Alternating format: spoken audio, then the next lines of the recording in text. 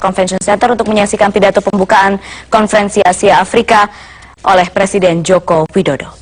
Assalamualaikum warahmatullahi wabarakatuh. Yang mulia Kepala Negara, Kepala Pemerintahan, para ketua delegasi, yang terhormat Wakil Presiden Yusuf Kala,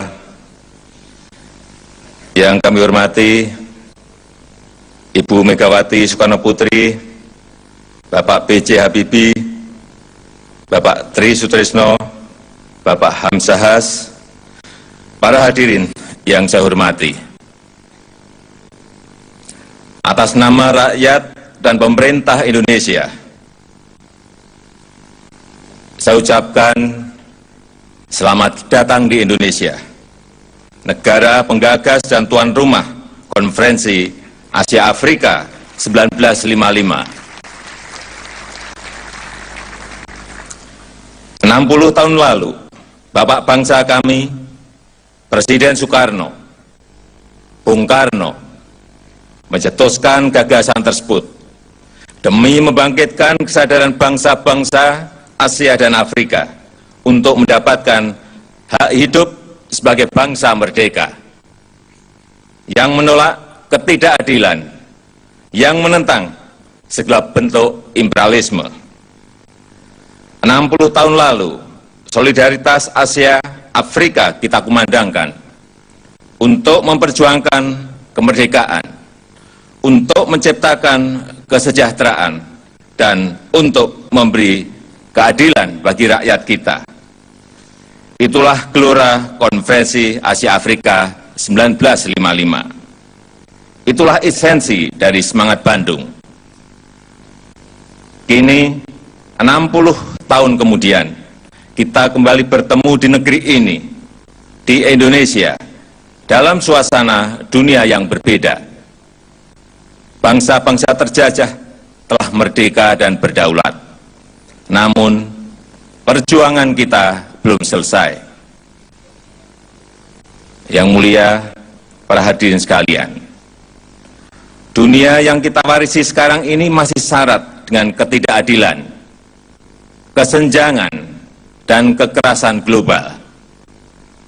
Cita-cita bersama mengenai lahirnya sebuah peradaban dunia baru, sebuah tatanan dunia baru yang berdasarkan keadilan, yang berdasarkan kesetaraan dan kemakmuran, masih jauh dari harapan. Ketidakadilan dan ketidakseimbangan global masih terpampang gamblang di hadapan kita. Ketika negara-negara kaya yang hanya sekitar 20% penduduk dunia of the world's population consume 70% of the Earth's resources, then the global imbalances becomes evident. Ketika ratusan orang di belahan bumi When sebelah utara hundreds of menikmati people in the hidup northern super kaya, hemisphere enjoying a luxurious life, sementara while 1,2 miliar jiwa di belahan 1.2 billion selatan people in the southern tidak hemisphere berdaya lives in poverty with less than $2 per day, then global semakin kasat injustice mata. becomes obvious. Ketika ada sekelompok negara kaya When merasa mampu groups of mengubah dunia dengan wealthy menggunakan nations think that they kekuatannya, can change the world with its own might, maka ketidakseimbangan global then jelas membawa global sengsara imbalances have clearly yang devastated us semakin all, kentara and ketika it becomes Perserikatan Bangsa-Bangsa when the United Nations PBB tidak berdaya is powerless.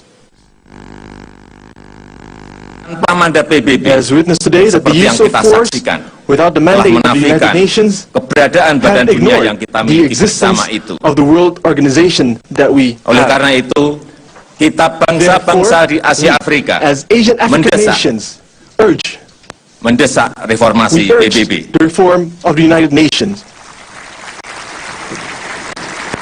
agar berfungsi secara so optimal that it will function sebagai badan optimally dunia as an yang mengutamakan organization keadilan of the bagi world that kita semua. promotes justice for all Bagi of semua us, bangsa. for all of our nations.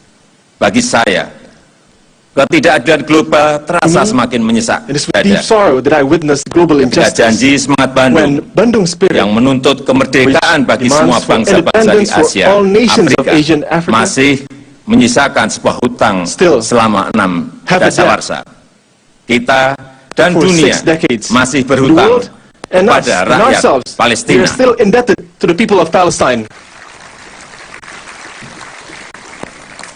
Dunia tidak berdaya menyaksikan The penderitaan world rakyat seems hopeless Palestina when yang seeing the hidup dalam plight of the ketakutan Palestinian dan people ketidakadilan who live in akibat fear penjajahan and injustice as a yang result berlangsung begitu of lama. long-standing occupation. Kita tidak boleh berpaling dari We should not penderitaan turn ourselves rakyat Palestina. from the devastation of the Palestinian people, Kita harus terus berjuang bersama and we mereka. have to struggle with them Kita harus together. mendukung lahirnya We have to support sebuah negara Palestina the birth yang of merdeka. independent Palestine. Yang mulia, Your para hadirin Excellencies, sekalian, ladies and gentlemen, ketidakadilan global juga terasa global ketika injustices have also sekelompok become negara obvious enggan when groups of nations mengakui refuse to realita acknowledge dunia yang sudah the berubah. shifting world reality. Pandangan yang mengatakan Those bahwa who say persoalan ekonomi that dunia the global hanya economic dapat problem diselesaikan shall oleh only Bank be Dunia, solved through the World oleh Bank, IMF, the dan oleh IMF, ADB and ADB adalah pandangan yang are usang all yang perlu obsolete. dibuang.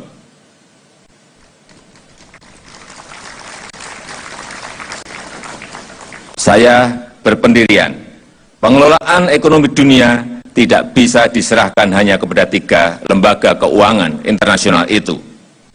Kita wajib membangun sebuah tatanan ekonomi dunia baru yang kekuatan ekonomi baru.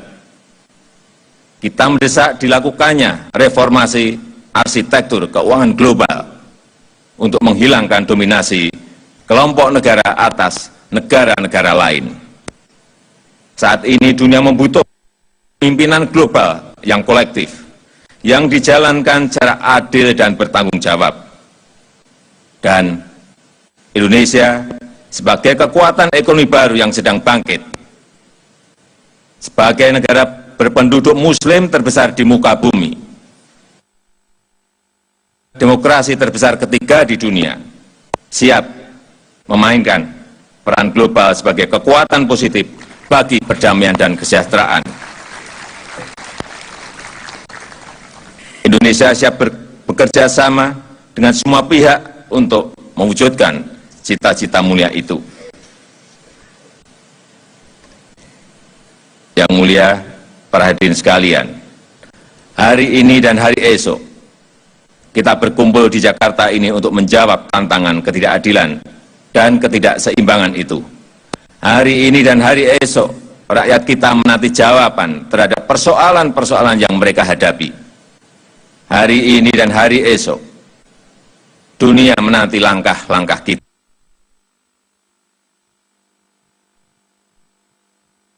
Berdiri sejajar sama tinggi dengan bangsa-bangsa lain di dunia. Kita bisa melakukan itu semua dengan membumikan semangat Bandung, dengan mengacu pada 3 cita-cita yang diperjuangkan para pendahulu kita 60 tahun yang lalu. Pertama, kesejahteraan. Kita harus mempererat kerjasama untuk menghapuskan kemiskinan, meningkatkan pendidikan dan pelayanan kesehatan, mengembangkan ilmu pengetahuan dan teknologi, dan memperluas lapangan kerja. Kedua, solidaritas. Kita harus tumbuh dan maju bersama dengan meningkatkan perdagangan dan investasi di antara kita, dengan membangun kerjasama ekonomi antar kawasan Asia dan Afrika, dengan saling membantu dalam membangun konektivitas, membangun infrastruktur yang menghubungkan pelabuhan-pelabuhan kita, bandara-bandara kita, dan jalan-jalan kita. Indonesia akan bekerja menjadi jembatan maritim yang menghubungkan benua. Yang ketiga, stabilitas internal dan eksternal, serta penghargaan kepada hak-hak asasi manusia. Kita harus bertanya apa yang salah dengan kita, sehingga banyak negara-negara Asia Afrika dilanda berbagai konflik internal dan eksternal yang menghambat pembangunan ekonomi kita. Kita harus bekerja sama dalam mengatasi ancaman kekerasan, pertikaian, dan radikalisme seperti ISIS. Kita harus melindungi hak-hak rakyat kita. Kita harus menyatakan perang terhadap narkoba yang menghancurkan masa depan anak-anak kita. Kita harus menyelesaikan berbagai pertikaian, baik di dalam negeri maupun antar negara secara damai. Oleh karenanya, Indonesia memprakarsai pertemuan informal negara-negara organisasi kerjasama Islam (OKI) untuk mencari penyelesaian berbagai konflik yang kini melanda dunia Islam. Kita juga harus bekerja keras menciptakan stabilitas dan keamanan eksternal yang menjadi prasyarat bagi kelancaran pembangunan di setiap negara. Kita harus bekerja sama untuk memastikan bahwa samudera kita, laut kita, aman bagi lalu lintas perdagangan dunia. Kita menuntut agar sengketa antar negara tidak diselesaikan dengan penggunaan kekerasan. Inilah tugas dan tantangan di hadapan kita yang harus kita temukan dan kita rumuskan cara penyelesaiannya dalam sidang konferensi Asia Afrika ini. Yang mulia para hadirin sekalian, melalui forum ini saya ingin menyampaikan keyakinan saya bahwa masa depan dunia ada di sekitar ekuator, di tangan kita, bangsa-bangsa Asia dan Afrika yang ada di dua benua.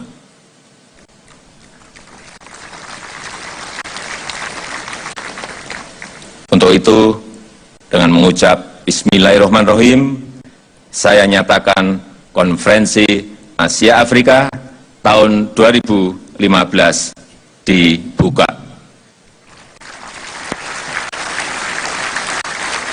Terima kasih.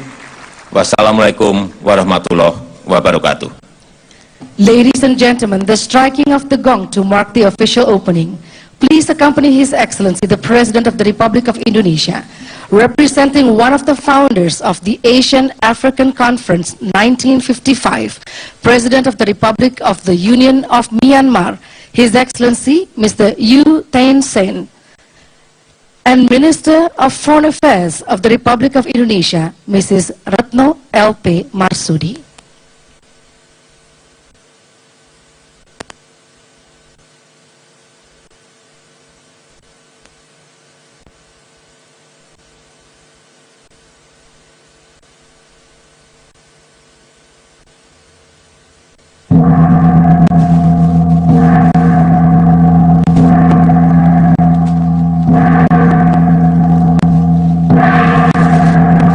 The Asian-African Summit 2015 is officially opened.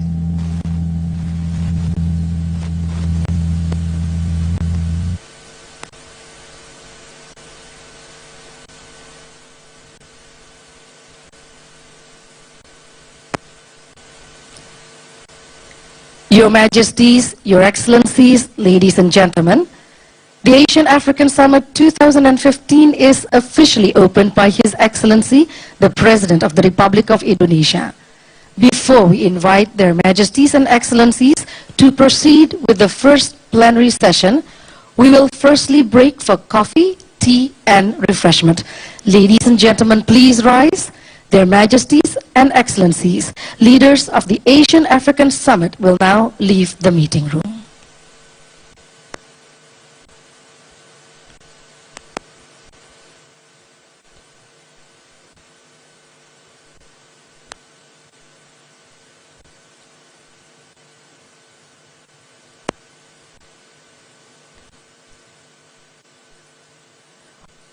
All the leaders will have their coffee and tea at the Assembly Hall 2.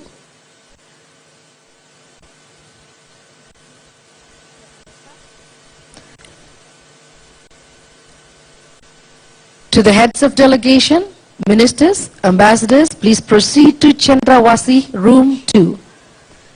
Remaining Ya pemirsa, baru delegates, saja Anda please menyaksikan proceed for coffee, pidato tea, and pembukaan refreshment at the Konferensi Kasuari Asia Lounge. Afrika sekaligus juga peringatan konferensi Asia Afrika ke-60. Dan ini merupakan pidato yang sangat kuat. Memang beberapa hari yang lalu Presiden Jokowi menyampaikan ingin menyampaikan sesuatu yang kuat dalam pembukaan konferensi Asia Afrika. Saya hitung ada sekitar 5 kali Presiden Joko Widodo menyebutkan kata atau frase ketidakseimbangan global. Ini tentunya sangat keras dan juga secara gamblang Presiden Joko Widodo, artinya Indonesia, meminta reformasi di PBB, di Badan Dunia tersebut. Juga Presiden Joko Widodo meminta agar pengelolaan ekonomi dunia tidak dikooptasi oleh 3 kekuatan saja, yaitu IMF, ADB, dan juga Bank Dunia. Tapi memang kita tahu saat ini kekuatan sedang melihat ke arah timur, yaitu ke wilayah Asia. Tiongkok juga baru saja sudah mendirikan bank infrastruktur terbesar di Asia, yaitu AIIB. Dan saat ini suasana di JCC seperti Anda lihat, para delegasi dan juga peserta konferensi sedang beristirahat sejenak. Sebelum berikutnya pada pukul 10.20, Presiden Joko Widodo akan sudah mulai melakukan rangkaian pertemuan pleno, rapat pleno. Tapi ada beberapa pertemuan bilateral yang akan dilakukan Presiden Joko Widodo hari ini, tapi itu masih siang nanti. Yang menarik tadi kalau misalnya Anda lihat setting tempat duduk. Yang menarik di sana adalah Presiden Jokowi berada di antara Presiden Tiongkok Xi Jinping dan Perdana Menteri Jepang Shinzo Abe. Kita tahu di kancah internasional 2 negara ini sebenarnya sedang menghadapi krisis atau tanda kutip perang dingin yang memang tidak terlalu gamblang, tidak terlalu terlihat. Tapi Jepang berulang kali menyampaikan dalam pernyataannya bahwa sudah mulai tidak nyaman dengan dominasi Tiongkok di Asia, terutama juga di wilayah Laut Cina Selatan. Dan ini sepertinya yang akan dibicarakan dengan Presiden Jokowi pada hari ini, karena Presiden Jokowi akan melakukan pertemuan 4 mata dengan 2 pemimpin tersebut, dengan Perdana Menteri Jepang Shinzo Abe, kemudian juga dengan Presiden Tiongkok Xi Jinping. Diperkirakan pertemuan ini akan membahas soal ketakutan-ketakutan dominasi atas satu negara terhadap negara lainnya. Dalam hal ini adalah Jepang dan Tiongkok. Kedatangan para pemimpin negara ini, Putri, karena memang rencananya Presiden Joko Widodo sendiri baru akan membuka AAA di Jakarta ini pukul 9.15 lewat pidatonya. Dan seperti Anda bisa saksikan, ini kita ada real time di mana kedatangan para pemimpin negara. Tadi kami sudah melihat beberapa pemimpin seperti Presiden Timor Leste Sanana Gusmao, kemudian juga dari ada perwakilan Zimbabwe yang hadir di sini tadi kami lihat. Kemudian juga ada tadi sudah ada Sultan Hassanal Bolkiah dari Brunei yang hadir, dan rencananya memang seharusnya nanti pukul 9.05 atau 9.10 sudah harus berada semuanya di arena Jakarta Convention Center. Dan tempat kami menyiarkan secara langsung laporan ini adalah tempat media center di mana kami memiliki limited access untuk bisa melihat langsung apa yang terjadi di luar sana, karena memang hanya khusus untuk delegasi dan LO untuk berada di arena KAA tersebut. Dan kalau kita lihat, ini seperti Anda lihat itu tadi Sultan, maksud kami Raja Jordania, Raja Abdullah baru saja datang, karena memang juga Raja Abdullah sendiri ini sudah di lobi beberapa bulan yang lalu oleh Alwi Shihab yang memang datang untuk mengundang langsung para pemimpin negara tersebut. Dan Presiden Joko Widodo untuk hari ini setelah membuka KAA ini memiliki jadwal yang padat sekali, Putri, karena tidak hanya untuk menyambut, menghost para pemimpin negara dengan mengadakan luncheon nantinya, dan juga diikuti nantinya ada state dinner di istana, tapi juga ada beberapa pertemuan bilateral. Nah, yang sudah confirm itu adalah salah satunya ada Presiden Xi Jinping dari China, kemudian PM Shinzo Abe dari Jepang, dan rencananya juga Raja Abdullah ini akan mengadakan pertemuan bilateral. Jadi bayangkan saja, ini dari sejak lunch sampai dinner tuh hampir ada setiap jamnya ada pertemuan bilateral. Dan memang dinyatakan ini oleh juru bicara Konferensi Asia Afrika Yuri Tamrin, banyak sekali yang ingin mengadakan pertemuan bilateral dengan Yuri Tamrin. Kita lihat saat ini, Hassan Rouhaini ini datang Hassan Rouhaini, Presiden Iran, sudah memasuki acara karena memang Hassan Rouhaini ini menjadi bisa dikatakan fokus internasional sendiri karena memang baru saja mengadakan Iran Deal bersama dengan aliansi Barat. Dan ini menjadi, kita lihat apakah apa yang bisa ditawarkan oleh Iran karena saat ini sudah mulai lebih lenient, lebih lunak gitu terhadap blokade dari Barat. Meskipun sanksi atau embargo belum sepenuhnya diangkat oleh negara Barat terhadap Iran. Apa yang bisa ditawarkan dari South and South Cooperation, itu negara-negara Asia Afrika, nantinya apakah ada sesuatu yang real, sesuatu yang memang bisa diimplementasikan di negara masing-masing. Karena kalau kita lihat, Putri, sejarahnya seperti tadi sudah ada di paket berita, memang ini kan timbul di antara negara-negara yang pernah menjadi negara-negara kolonial. Nah, sekarang apakah karena setelah 60 tahun yang lalu pandangan itu masih sama? Bisa dikatakan dulu kan memang anti kapitalisme, kemudian juga merupakan ketakutan dari Barat bahwa ini adalah kumpulan negara-negara komunis, sosialis. Tapi ternyata kan tidak begitu. 60 tahun kemudian sudah berubah 100%. Bahkan China atau Tiongkok bisa dikatakan merupakan negara kapitalis yang paling sukses selain Amerika Serikat. Dan apa yang nantinya bisa dihasilkan dari sini mungkin lebih kepada perjanjian bisnis. Karena seperti diketahui, Presiden Joko Widodo sendiri memiliki bisa dikatakan suatu keinginan yang sangat agresif, yaitu membutuhkan FDI atau Foreign Direct Investment. Bisa dikatakan ini pertemuan nantinya dengan para pemimpin negara, terutama dengan Jepang dan juga dengan China, itu lebih kepada apa yang Anda bisa bawa kepada kami. Apa yang Anda bisa investasikan kepada Indonesia, seperti misalnya infrastruktur, seperti nantinya Presiden Joko Widodo akan membawa Presiden Xi Jinping melalui jalur darat dari Jakarta menuju Bandung untuk memperlihatkan, hey, ini yang mungkin Anda bisa kerjakan di sini, jalan tol, kemudian juga ada kereta cepat. Seperti itu, karena memang Putri, ini Presiden Joko Widodo sendiri meminta spesifikasi harus Xi Jinping yang ikut bersama dengan Joko Widodo melalui jalur darat, sementara yang lainnya melalui jalur udara. Nah, kalau kita lihat saat ini di layar kaca, ini sepertinya mereka akan mengadakan sesi foto op para pemimpin negara. Sayang sekali ini dari 109 negara ya, dari 109 tahun ini hanya tadi sepengetahuan informasi kami 21 kepala negara, betul ya, 21 kepala negara yang berhasil hadir ke perayaan ke-60 KAA. Sementara tahun 2005 pada saat Presiden Yudhoyono masih menjabat, itu 13 kepala negara yang hadir. Dan jika Anda ingat, waktu saat itu ada agreement antara New Asian African Strategic Partnership yang dihasilkan tahun 2005. Implementasinya seperti apa mungkin tidak terlalu terlihat karena memang pertemuannya antara kepala negara hanya 5 tahun sekali, kemudian setingkat menteri itu kalau tidak salah ada 3 tahun sekali, dan di bawahnya pejabat eselon berikutnya tadi sekitar 2 tahun sekali. Jadi belum terlihat sebenarnya apa yang real gitu dari Asia Africa Conference sejak 2005.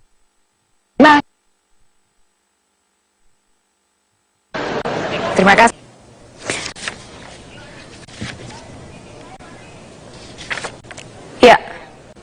Ya pemirsa kami ajak Anda langsung kembali bergabung dengan Jakarta Convention Center, arena konferensi Asia Afrika. Andini, apa yang saat ini berlangsung di JCC? Foto session, Putri. Kalau kita lihat di layar ini bersama-sama sudah ada foto sesi di mana para pemimpin negara, ada 109 negara di sini sudah ada, dan kemudian mereka saat ini sepertinya sudah selesai ini foto bersamanya, kemudian akan masuk ke dalam plenary hall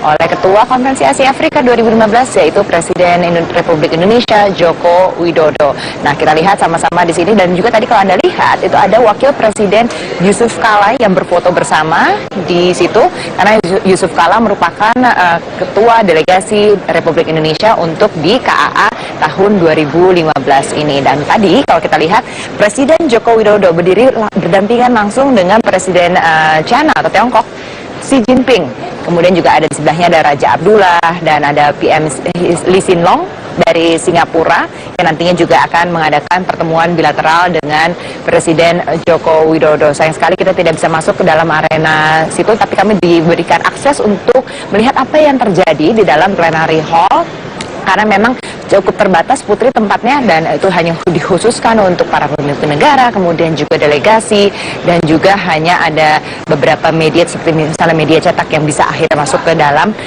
arena plenary hall itu. Dan kita akan menyaksikan apa sebenarnya nanti yang akan disampaikan oleh Presiden Joko Widodo, kemana arah dari konferensi Asia Afrika ke-60 ini, apa yang nantinya akan diimplementasikan oleh negara-negara 109 negara Asia dan Afrika. Dan yang terpenting adalah kapan kita sebagai Indonesia saja Putri untuk bisa melihat Afrika itu sebagai business partner, karena selama ini kan kita selalu melihatnya ke Asia Pasifik misalnya seperti China, kemudian juga Jepang ataupun Amerika Serikat, dan kadang mencoba menembus pasar Eropa.